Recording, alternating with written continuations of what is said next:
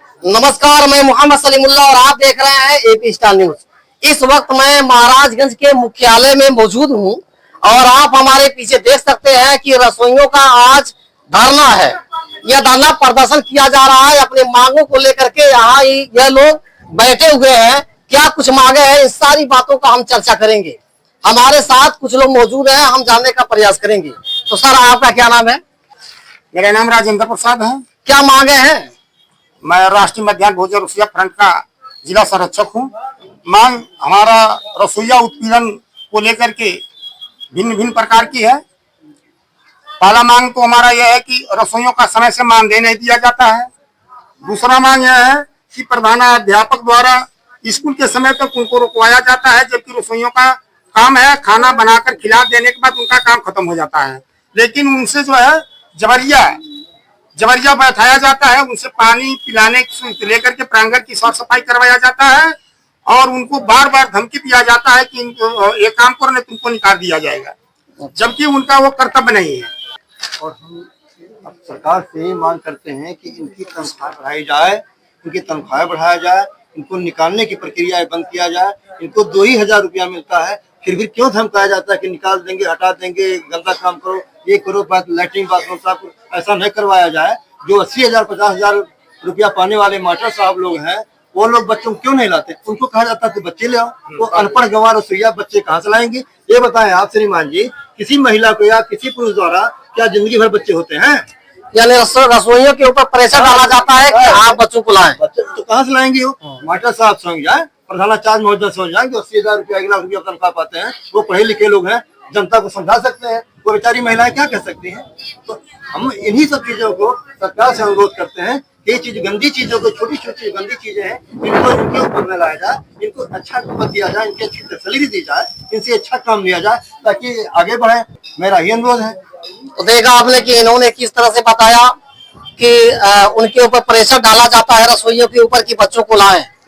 यह महिला सशक्तिकरण को लेकर के सरकार लगातार सक्रिय है, जागरूक है, लेकिन उसके बावजूद महिला उत्पीड़न रुकने का नाम नहीं ले रहा है, जिसको लेकर के आप देख सकते हैं और अंदाजा लगा सकते हैं कि यहाँ का क्या हाल है। तो हमारे साथ आप हैं, क्या नाम है आपका?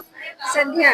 संध्या जी सर। तो अच्छा, ये बताइए कि किस चीज को लेकर के यहाँ धरना प्रदर्शन किया जा रहा है, क्या मांगे हैं आपकी? सर, हम लोगों की मांगे हैं, 7 सूत्री मांग है, मगर उसमें 1 सूत्री मांग नहीं लिखा गया है। 7 सूत्री मांग ये है कि हम लोग रसोईया छोटे सीट पे काम कर रहे हैं और जो बड़े कर्मचारी हैं छोटे कर्मचारियों को बहुत तबाह करते हैं। अच्छा। हमारी रसोईया को कहते हैं जाओ बच्चे को खोज कर लाओ, नहीं लाओगी तो निकाली जाओगी।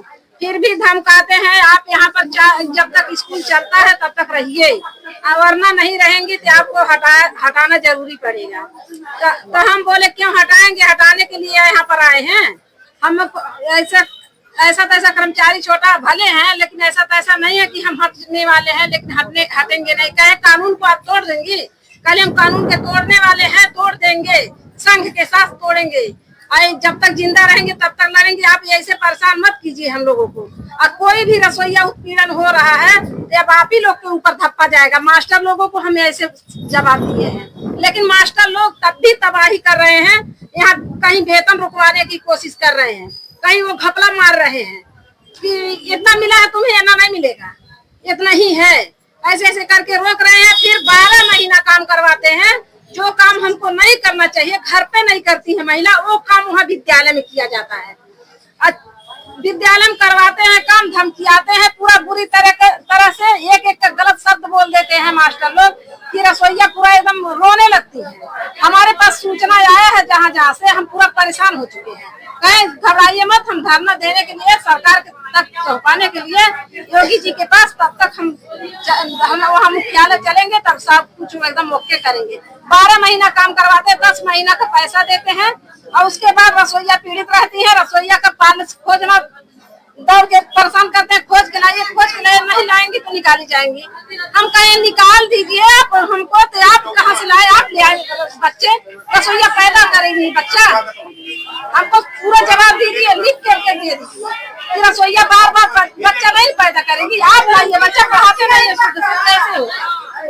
यही सब बोले सर। मतलब तकलीफ पर एकदम पीड़ित कर रहे हैं, एकदम परेशान कर रहे हैं। सरकार से क्या मांग रख रही है, क्या चाहती है सरकार से? सरकार से हम यही निवेदन करते हैं कि हमारी नियुक्ति पत्र मिला जाए और फिर भी हमको बार बार नियुक्त न किया, जहाँ पद खाली सीट खाली है वहाँ पर रसोईया नियुक्त किया जाए और फिर भी बाल समस्या हटाया जाए, बार बार नियुक्ति मत निकाला जाए, हम लोग को अस्थायी किया जाए, हमका मानदेय 10,000 किया जाए।